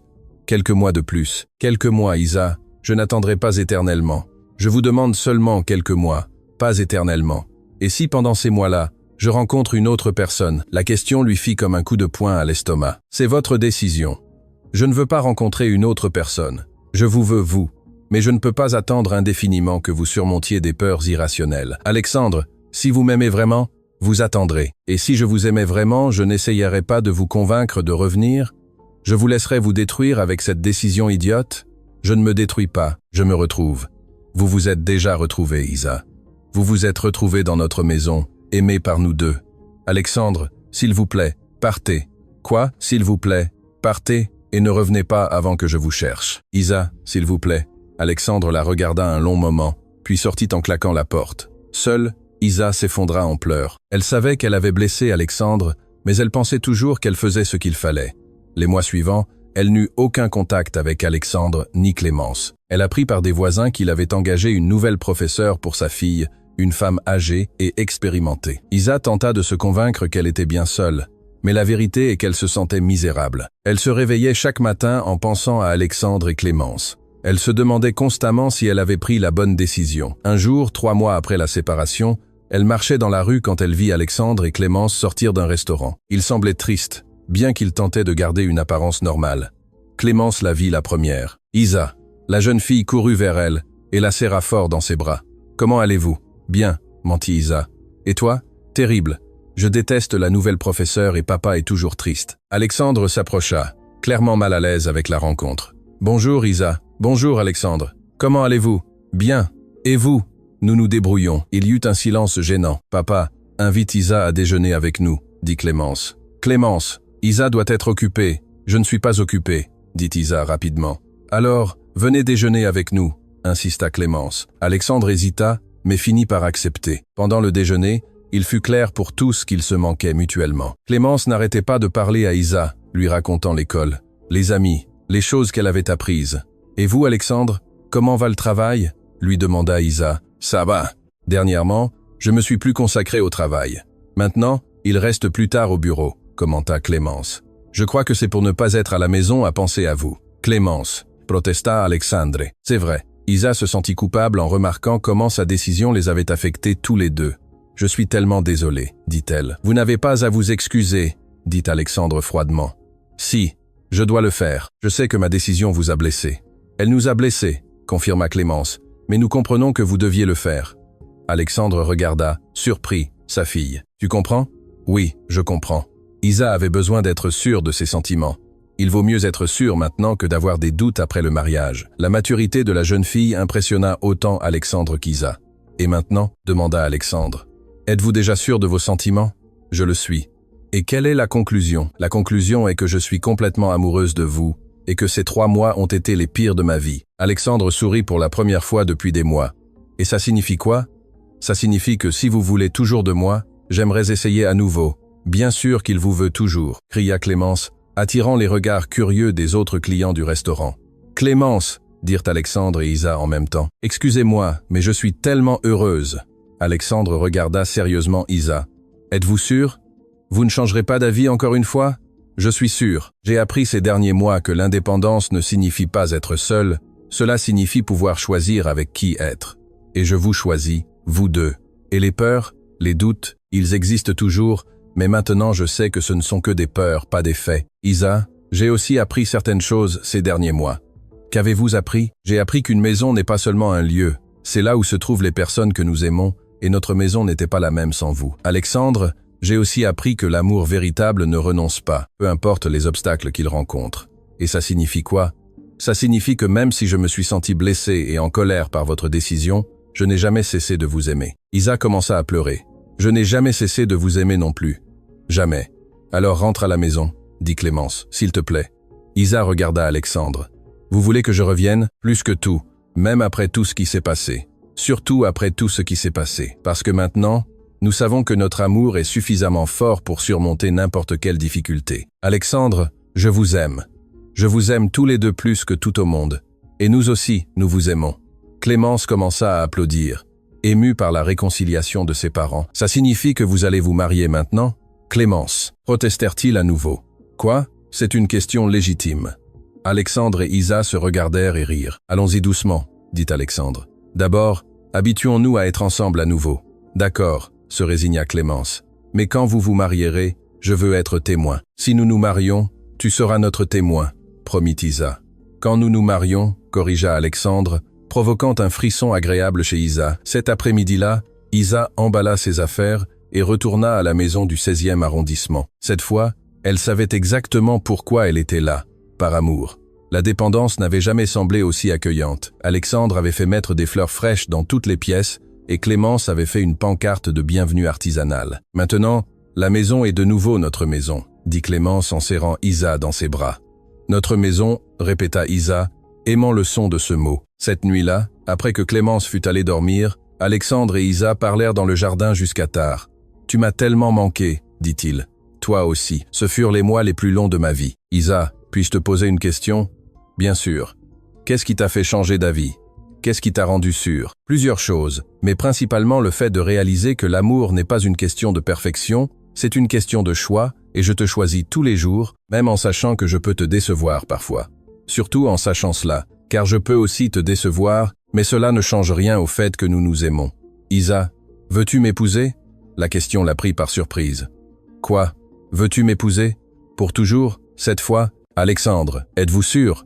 Absolument. Ces mois m'ont prouvé que je ne peux pas vivre sans toi, même en étant toi, une ex, une personne avec un passé. Surtout pour cela, parce que tu as traversé des difficultés et que tu es resté intègre, parce que tu connais la valeur des choses importantes de la vie. Alexandre, oui, quoi, oui, je veux t'épouser. Alexandre la souleva dans ses bras et la fit tourner, tous deux riant de bonheur. « Papa, Isa, que se passe-t-il » Clémence apparut à la fenêtre de sa chambre. « Ta nouvelle maman vient d'accepter de m'épouser » cria Alexandre. « Vraiment » Clémence descendit en courant en pyjama. « Vous allez vraiment vous marier ?»« Nous allons nous marier » confirma Isa. « Et je serai témoin. »« Bien sûr que oui » Clémence dansa de joie dans le jardin, toujours en pyjama. « Olé, enfin je vais avoir une famille complète à nouveau. » L'observation de la jeune fille émut profondément Alexandre et Isa. Eux aussi retrouveraient une famille complète. 2 mois plus tard, ils se marièrent lors d'une cérémonie simple dans le jardin de la maison. Clémence fut la témoin la plus fière du monde et quelques vrais amis d'Alexandre étaient présents pour soutenir l'union. Fernand et Monique, qui avaient été réticents lors du dîner initial, s'excusèrent auprès d'Isa et devinrent de grands soutiens de la relation lorsqu'ils connurent mieux son histoire. Édouard et Paola, en revanche, s'éloignèrent d'Alexandre, prouvant qu'ils n'étaient vraiment pas de vrais amis. « Je ne regrette pas d'avoir perdu de fausses amitiés », dit Alexandre à Isa le jour du mariage. « Et moi, je ne regrette pas d'avoir connu le véritable amour, » répondit-elle. Pendant la cérémonie, Isa portait une robe simple mais élégante et tenait un bouquet de fleurs du jardin de la maison. Alexandre était radieux dans son costume bleu marine. Quand vint le moment des vœux, tous deux étaient émus. « Isa, dit Alexandre, tu es apparue dans ma vie quand je croyais que le bonheur était fini pour toujours. Tu as ramené la lumière dans notre maison et l'amour dans nos cœurs. Je promets de t'aimer, de te protéger et de te soutenir à chaque instant de nos vies. » « Alexandre, dit Isa, tu m'as appris que tout le monde mérite une seconde chance. Tu m'as montré que le véritable amour ne juge pas le passé, mais construit l'avenir. Je promets d'être ta compagne, ta meilleure amie et ton plus grand soutien pour toujours. » Quand le juge de paix les déclara mari et femme, Clémence cria « Enfin !» si fort que tout le monde rit. Le baiser des mariés fut long et rempli de promesses de bonheur futur. Pendant la petite fête qui suivit, Isa réfléchit au chemin qui l'avait menée jusqu'ici. Il y a 2 ans, elle était dans la rue, perdue et sans espoir. Aujourd'hui, elle était une femme mariée, aimée et avec une belle famille. « À quoi penses-tu » demanda Alexandre en l'enlaçant par derrière. « À la vitesse à laquelle la vie peut changer. Pour le mieux. Définitivement pour le mieux. Madame Dubois, êtes-vous heureuse ?» Entendre son nouveau nom la fit sourire. « Monsieur Dubois, je suis plus qu'heureuse. Je suis épanouie. Et tes peurs, tes insécurités, elles existent toujours. Mais maintenant je sais que je peux compter sur toi pour m'aider à les surmonter. Toujours. » Clémence s'approcha du couple. « Maman, papa, je peux vous faire une demande ?» C'était la première fois qu'elle appelait Isa maman officiellement. « Bien sûr, ma chérie, » dit Isa, émue par ce traitement. « Je peux avoir un petit frère ou une petite sœur ?»« Clémence !» s'écrièrent les deux. « Quoi ? C'est une question légitime. Allons-y doucement, » dit Alexandre. « D'abord, habituons-nous à être une famille officielle. »« D'accord, » soupira Clémence. « Mais juste pour que vous sachiez, quand vous aurez un autre bébé, je veux aider à choisir le nom. » Et elle sortit en courant avant qu'ils ne puissent protester, laissant Alexandre et Isa rire de la persistance de la jeune fille.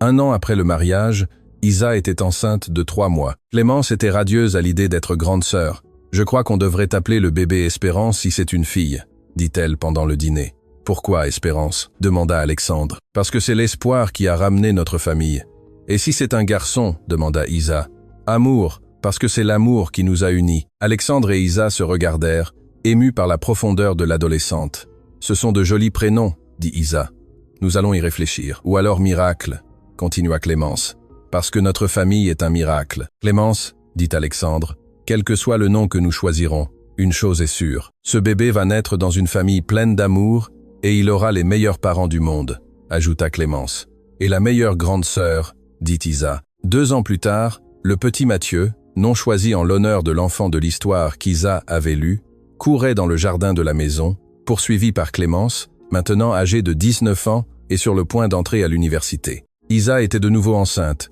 cette fois d'une fille qui s'appellerait Renée. « Serons-nous capables de gérer 2 jeunes enfants ?» demanda Isa à Alexandre pendant qu'ils observaient Clémence jouer avec son petit frère. « Nous réussirons n'importe quoi ensemble, » répondit-il en embrassant son ventre. « Parfois je ne crois toujours pas que c'est ma vie, notre vie, » corrigea Alexandre. « Et ce n'est que le début. » Cette nuit-là, après que tout le monde fut allé dormir, Isa sortit dans le jardin où tout avait commencé. Elle se souvint de la première conversation qu'elle avait eue avec Alexandre au même endroit, quand elle était encore pleine de peur et d'insécurité. Alexandre la trouva là. « Tu ne peux pas dormir. Je remerciais juste. » « Remercier qui ?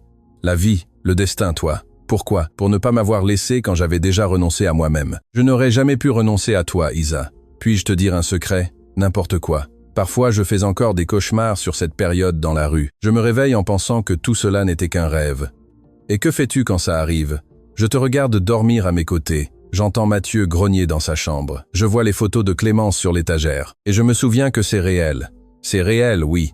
Et ça le restera pour toujours. Comment peux-tu en être si sûr? Parce que l'amour que nous avons construit est solide. Il a traversé des épreuves, des tempêtes, et il a survécu à tout.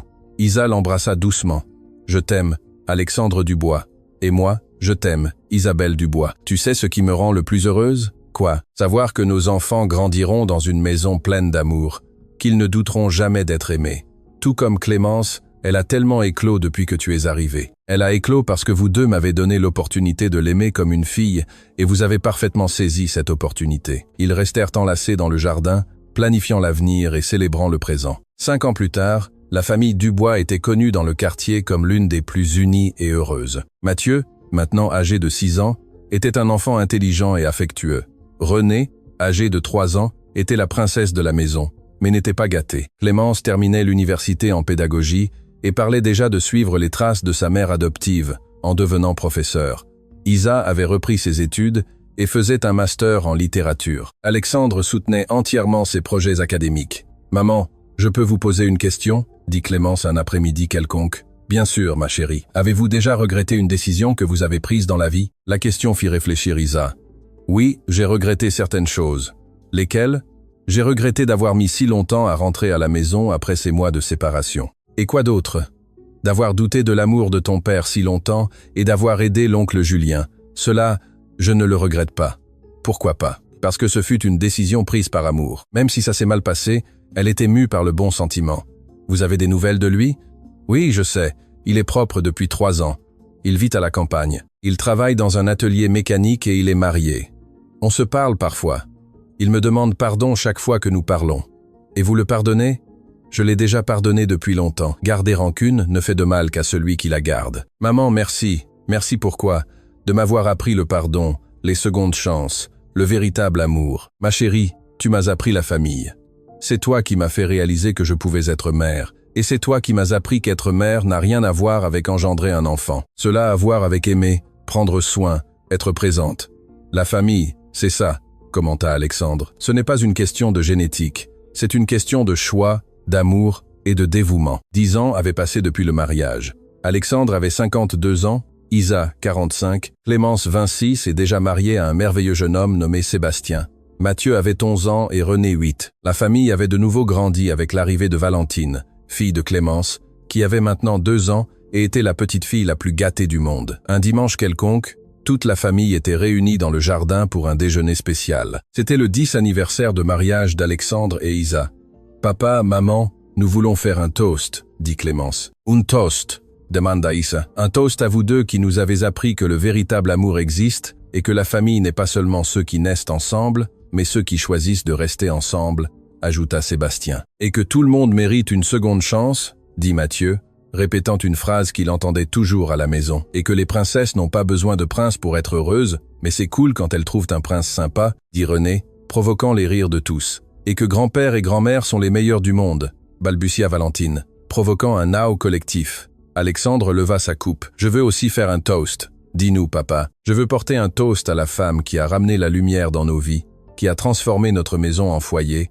qui m'a appris qu'il est possible d'aimer à nouveau après une perte, qui m'a montré que la famille est une question d'accueil, pas d'exclusion. Papa, tu vas me faire pleurer, » protesta Clémence. « Je n'ai pas encore fini, » rit Alexandre. « Je veux aussi porter un toast à mes merveilleux enfants qui m'apprennent chaque jour l'amour inconditionnel. »« Maintenant, c'est mon tour, » dit Isa, levant également sa coupe. « Maman, » commença Mathieu. « Chut, mon fils, je veux porter un toast à l'homme qui m'a trouvé perdu et m'a aidé à me retrouver, qui m'a montré que je méritais d'être aimé, qui m'a donné non seulement une famille, mais une vie entière de bonheur. Et je veux porter un toast à mes enfants, continua-t-elle, regardant Clémence, Mathieu et Renée, qui m'ont appris qu'être mère est le plus grand cadeau de la vie. Et n'oubliez pas Valentine, cria Renée. Et je veux aussi porter un toast à ma magnifique petite fille qui nous a apporté une joie nouvelle, rit Isa. Santé, crièrent tous ensemble. Pendant le déjeuner, Mathieu posa une question qui émut tout le monde. Maman, raconteriez-vous notre histoire à plus de gens? Pourquoi, mon fils? Parce que être qu'il y a d'autres personnes qui ont besoin de savoir que la vie peut changer pour le mieux. C'est une bonne idée, acquiesça Clémence. Notre histoire parle d'espoir, d'amour et de seconde chance. Je vais y réfléchir, dit Isa. Vous devriez écrire un livre, suggéra Sébastien, ou donner des conférences, dit Alexandre. Votre histoire pourrait inspirer beaucoup de monde, principalement des femmes qui traversent des difficultés, ajouta Clémence. Vous croyez vraiment que notre histoire pourrait aider d'autres personnes? J'en suis sûr, dit Alexandre. Notre histoire démontre qu'il y a toujours une issue, toujours de l'espoir et que le véritable amour surmonte tous les obstacles, ajouta Clémence. Alors, je vais y réfléchir sérieusement, promit Isa. 2 ans plus tard, Isa publia un livre intitulé « Seconde chance », une histoire d'amour et de renaissance. Le livre devint un best-seller et elle commença à donner des conférences dans toute la France, inspirant des personnes qui traversaient des difficultés similaires. Clémence l'accompagnait lors des conférences chaque fois qu'elle le pouvait, racontant sa perspective de fille adoptive et comment l'arrivée d'Isa avait transformé sa vie. « Ma mère nous a appris que la famille n'est pas la perfection », disait Clémence lors des conférences, « c'est l'acceptation, l'amour et la croissance mutuelle. » Alexandre participait également à certaines conférences, parlant de l'importance de donner des secondes chances et de la façon dont l'amour peut guérir les blessures du passé. Lors d'une conférence en particulier, une femme du public leva la main. « Isa, comment avez-vous surmonté la honte de votre passé? En comprenant que notre vie n'est pas définie par nos pires moments, mais par la façon dont nous nous relevons après eux, répondit Isa. Et si les gens continuent de juger, certains jugeront toujours, mais d'autres verront au-delà des erreurs et reconnaîtront la personne que vous êtes aujourd'hui. Concentrez-vous sur ces personnes. Comment savoir si quelqu'un nous aime vraiment ou ne fait que nous plaindre? Le temps montre la différence. La pitié est passagère. L'amour est permanent. Après la conférence, la même femme s'approcha d'Isa. « Merci pour votre histoire. Je traverse une situation similaire et je perdais espoir. »« Ne perdez jamais espoir, » dit Isa en l'étreignant. « La vie a une façon de nous surprendre quand nous nous y attendons le moins. Vous y croyez vraiment? J'en suis la preuve vivante. » 15 ans après cette première rencontre sous la pluie, Alexandre et Isa étaient assis dans le même jardin où ils avaient eu tant de conversations importantes. « Tu te souviens de la première fois que nous avons parlé ici ?» demanda Alexandre. « Je me souviens. J'avais tellement peur d'être heureuse. Et maintenant, je sais que le bonheur n'est pas une destination. C'est un choix que nous faisons tous les jours. Tu choisis d'être heureuse tous les jours? Je choisis. Et toi, tous les jours, je te choisis et ce choix m'apporte un bonheur automatique. Alexandre, puis-je te faire une confession? Toujours. Parfois je me pince encore pour m'assurer que je ne rêve pas. Et qu'est-ce qui te convainc que c'est réel? L'odeur du café que tu prépares le matin, le son de nos enfants qui jouent, la chaleur de ton étreinte, le poids de notre petite fille sur mes genoux. Ce sont de bonnes preuves que c'est réel. Les meilleurs. Mathieu, maintenant âgé de 16 ans, apparut dans le jardin. « Papa, maman, je peux interrompre ?»« Bien sûr, mon fils. Je voulais vous remercier. » « Remercier pourquoi? De me donner le meilleur exemple de mariage qui existe. De m'apprendre que l'amour est camaraderie, respect et croissance mutuelle. Mon fils. » Isa fut émue. « Vraiment, mes amis sont impressionnés quand ils viennent ici et voient comment vous vous traitez. Comment fonctionne notre famille? Mathieu, notre famille fonctionne parce que nous choisissons tous de la faire fonctionner. Je sais, et j'espère trouver quelqu'un qui m'aimera comme papa aime maman et aimer quelqu'un comme maman aime papa. Tu la trouveras, assura Alexandre. Et quand tu la trouveras, souviens-toi, l'amour est un travail quotidien, pas seulement un sentiment. Je m'en souviendrai. Et souviens-toi aussi, ajouta Isa, que la bonne personne pour toi peut apparaître quand tu t'y attends le moins, de la manière la plus inattendue, comme vous, comme nous. René, maintenant âgé de 13 ans et en pleine adolescence, apparut également. « Famille réunie, je peux me joindre ?»« Toujours, » dit Isa. « De quoi parliez-vous? Du véritable amour ?» répondit Mathieu. « Ah, ça. Maman, je peux poser une question? » « Bien sûr. Croyez-vous que je trouverai un amour comme le vôtre? » « Ma chérie, tu trouveras l'amour qui te convient. Il peut être similaire au nôtre ou complètement différent. L'important est qu'il soit vrai. Comment saurais-je s'il est vrai? Quand tu te sentiras aimé pour ce que tu es, pas pour ce que tu parais être. Quand tu pourras être complètement toi-même, sans peur du jugement. Et quand il ou elle te donnera envie d'être une meilleure personne sans t'exiger de changer, ajouta Alexandre. Vous faites ça l'un pour l'autre tous les jours, confirmèrent-ils ensemble. Clémence arriva à ce moment-là avec Valentine, maintenant âgée de 7 ans, et Sébastien. Réunion de famille? Demanda Clémence. Il y a toujours de la place pour plus, dit Isa. Valentine courut sur les genoux de sa grand-mère. Grand-mère, raconte une histoire. Quelle histoire veux-tu entendre? L'histoire de comment vous et grand-père vous êtes rencontrés? Encore une fois, rit Alexandre. C'est la meilleure histoire du monde, insista Valentine. D'accord, accepta Isa. Il était une fois un homme très bon qui trouva une femme très perdue. Et ils tombèrent amoureux, cria Valentine, qui connaissaient l'histoire par cœur. « Pas tout de suite », corrigea Isa. « D'abord, ils sont devenus amis, puis ils se sont mieux connus, puis ils ont découvert qu'ils s'aimaient, et ils vécurent heureux pour toujours. »« Ils vivent toujours heureux pour toujours », corrigea Mathieu. « C'est ça », acquiesça Valentine. Pendant qu'Isa racontait l'histoire une fois de plus, Alexandre observait sa famille réunie, Clémence, mature et heureuse, mariée à un homme bon. Mathieu et René, des adolescents sains et affectueux. Valentine, une petite fille joyeuse et intelligente, et Isa, la femme qui transforma une maison en foyer. « À quoi penses-tu » demanda Isa, notant le regard distant de son mari. « À quel point nous sommes bénis, nous le sommes. Isa, tu sais quelle est la meilleure partie de toute notre histoire, laquelle ? Qu'elle n'est pas encore finie. Il nous reste encore beaucoup à vivre ensemble. J'espère que oui.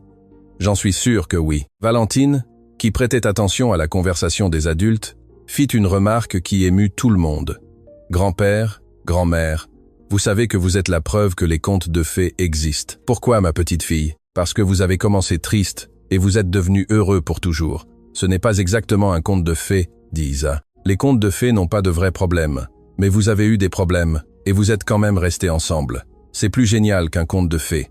Valentine a raison, dit Clémence. Vous prouvez que le véritable amour surmonte toutes les difficultés et que toute personne mérite d'être aimée, ajouta Sébastien. Et que la famille est une question de choix, dit Mathieu, et que le pardon est possible, compléta René. Alexandre regarda Isa, les larmes aux yeux. Tu sais quelle est la plus grande preuve que nous avons pris les bonnes décisions ? Laquelle ? Nos enfants, regarde-les, ce sont de bonnes personnes aimantes qui croient en l'amour et en la famille. C'est vrai, Clémence est une femme incroyable, mariée, heureuse et épanouie. Mathieu et René deviennent des adultes merveilleux. Et Valentine est la cerise sur le gâteau, compléta Alexandre. Une famille magnifique, soupira Isa, contente. Notre famille, corrigea Alexandre.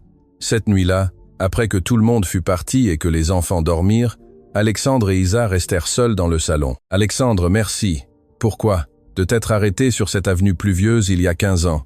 Merci à toi d'avoir accepté mon aide. Merci de ne pas avoir renoncé à nous quand je suis parti pendant ces mois. Merci à toi d'être revenu. Merci de m'aimer tel que je suis. Merci à toi de me laisser t'aimer. » Ils s'embrassèrent. Un baiser long et plein de la tendresse que seuls les couples ayant traversé des tempêtes ensemble parviennent à avoir. « Tu sais ce qui me rend le plus heureuse ?» demanda Isa. « Quoi ? Savoir que notre histoire inspirera d'autres personnes à ne pas renoncer à l'amour et à croire aux secondes chances et aux troisièmes chances et aux quatrièmes chances et à autant de chances que nécessaire, rirent-ils ensemble. « Alexandre, quand tu m'as trouvé dans cette rue, avais-tu une idée de ce que cela nous mènerait ? Jamais. Je savais juste que je devais t'aider.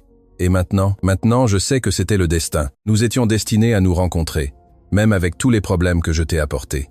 Surtout à cause d'eux. Ils nous ont rendus plus forts. Alexandre, tu me promets quelque chose ? N'importe quoi. Quand nous serons vieux, nous nous assiérons dans ce jardin et nous raconterons nos histoires à nos petits-enfants et arrière-petits-enfants. C'est une promesse, et nous raconterons comment le véritable amour surmonte tous les obstacles, et comment toute personne mérite d'être aimée, et comment la famille n'est pas une question de génétique, mais d'amour. Parfait. 30 ans après cette première rencontre, Alexandre et Isa, maintenant âgés de 72 et 65 ans respectivement, étaient exactement là où ils avaient promis d'être, dans le jardin de la maison, racontant leurs histoires à un groupe de petits-enfants et arrière-petits-enfants. Clémence, maintenant âgée de 46 ans, avait 3 enfants. Mathieu, marié et avec 2 enfants. René, également marié avec une petite fille. Grand-père, raconte encore comment vous avez demandé grand-mère en mariage, demanda l'un des arrière-petits-enfants. Laquelle des fois, rit Alexandre. Toutes. La première fois, c'était dans le jardin, juste après qu'elle fut revenue de vivre seule quelques mois. Pourquoi est-elle allée vivre seule ? Demanda un autre arrière-petit-enfant. Parce que grand-mère avait besoin d'être sûre qu'elle aimait grand-père pour de vrai, pas seulement par gratitude, expliqua Isa patiemment. Et elle l'aimait ? Oui, elle l'aimait. Tant et si bien qu'aujourd'hui encore, je l'aime. Vous allez rester ensemble pour toujours ? Pour toujours et un jour de plus, assura Alexandre. Même quand vous serez très très vieux ? Surtout quand nous serons très très vieux, rit Isa. Grand-mère, quel est le secret pour que l'amour dure si longtemps ? Demanda Valentine, maintenant une jeune femme de 22 ans. Il n'y a pas un seul secret, ce sont plusieurs choses. Comme quoi ? Le pardon, le respect, l'amitié, la camaraderie, la patience et surtout la décision quotidienne d'aimer. Décision quotidienne ? C'est ça. L'amour n'est pas seulement un sentiment, c'est un choix. Chaque jour, nous choisissons d'aimer, de pardonner, de recommencer. Et ça marche ? Regardez-nous. dit Alexandre. 40 ans de mariage, 5 enfants, 12 petits-enfants, 6 arrière-petits-enfants. Vous croyez que ça marche? Ça marche, crièrent les enfants. Et raconterez-vous notre histoire à vos enfants? Demanda Isa. Nous le ferons, promirent tous. Pourquoi? Parce que c'est la meilleure histoire d'amour du monde, dit la plus jeune des arrière-petits-enfants. Et parce qu'elle enseigne que tout le monde peut être heureux s'il n'abandonne pas, ajouta Valentine, toujours mature. Exactement, confirma Clémence. Vous nous avez appris que peu importe d'où nous venons ou par où nous passons, ce qui compte, c'est où nous voulons aller et avec qui nous voulons aller. Cette nuit-là, après que toute la famille fut partie, Alexandre et Isa restèrent seuls une fois de plus dans le jardin. Fatiguée? Demanda-t-il. Heureuse, répondit-elle. Moi aussi. Alexandre, regrettes-tu quelque chose? Rien. Et toi? Rien non plus, ni même les erreurs, car elles nous ont menés jusqu'ici. Isa, puis-je te poser une question? Après 40 ans de mariage, as-tu encore besoin de demander si tu peux poser une question? C'est une question importante. Tu peux la poser. Si tu pouvais revenir en arrière, changerais-tu quelque chose? Isa réfléchit un long moment. Je ne changerais rien, parce que si je changeais quelque chose, peut-être que nous n'arriverions pas exactement jusqu'ici. Ni l'épisode avec Julien, ni ça, parce que c'est ça qui m'a mené jusqu'à toi. Tu as raison. Sans cette situation, tu ne serais pas dans la rue ce jour-là, et tu ne m'aurais pas trouvé. Et nous n'aurions pas notre belle histoire, notre belle famille, notre belle vie. Ils restèrent silencieux, contemplant le jardin illuminé par la lune. Isa, merci. Pourquoi? Pour une vie entière de bonheur. Merci à toi d'avoir cru en nous quand moi-même je n'y croyais pas. C'était facile de croire. Difficile fut d'attendre que tu y crois aussi. Mais j'ai attendu et ça valait chaque jour d'attente. Alexandre, tu sais quelle est la meilleure partie de vieillir avec toi? Laquelle? C'est de savoir que notre amour ne diminue pas avec le temps. Il devient juste différent. Différent comment? Plus profond, plus serein, plus sage. Je suis d'accord. Quand nous étions jeunes, nous aimions avec passion. Maintenant, nous aimons avec sagesse et camaraderie et gratitude pour toutes les années vécues ensemble. Isa, tu me promets une chose? Je te promets n'importe quoi. Quand notre heure viendra, que nous puissions partir ensemble. Alexandre, je ne peux pas imaginer la vie sans toi, ni moi sans toi. Mais si l'un de nous part le premier, l'autre continuera à vivre. Pour les enfants, les petits-enfants, les arrière-petits-enfants, il continuera, mais n'oubliera jamais, jamais. Et il racontera notre histoire à qui voudra l'entendre pour inspirer d'autres personnes à croire en l'amour. Exactement. Isa, tu sais quel sera notre plus grand héritage? Lequel? Notre famille. Tous ces enfants, petits-enfants et arrière-petits-enfants qui ont grandi en voyant ce qu'est le véritable amour. C'est vrai, ils reproduiront cela dans leur propre vie et enseigneront aussi à leurs enfants. Notre amour se multipliera à travers les générations. Quelle pensée magnifique et réelle. Alexandre prit la main d'Isa et l'embrassa doucement. Tu sais que je t'aime toujours comme au premier jour? Mieux que le premier jour, corrigea-t-elle, parce que maintenant notre amour a une histoire. Il a des souvenirs, il a de la complicité, il a du pardon et il a de l'espoir. Espoir pour le temps qui nous reste, pour les petits-enfants qui vont encore naître, pour les histoires que nous allons encore créer, pour les aventures que nous allons encore vivre. Ils s'embrassèrent une dernière fois avant d'entrer à la maison, sachant que peu importe le nombre d'années qu'il leur restait, ils les vivraient ensemble, s'aimant et reconnaissant pour le voyage extraordinaire qu'ils avaient partagé. Leur histoire commença par une rencontre fortuite, dans une rue pluvieuse, et se transforma en une épopée d'amour, de famille, de pardon et de seconde chance. Et elle continuerait d'être racontée par les générations futures, inspirant d'autres cœurs à croire que le véritable amour existe et que tout le monde mérite une chance de le trouver. Au final, l'histoire d'Alexandre et Isa n'était pas seulement celle de deux personnes qui sont tombées amoureuses, c'était celle de la transformation, que l'amour peut opérer dans la vie de personnes prêtes à risquer, pardonner et croire. C'était une histoire de famille choisie, de seconde chance, de la capacité humaine de recommencer et d'être heureux. C'était la preuve vivante que peu importe à quel point la nuit est sombre,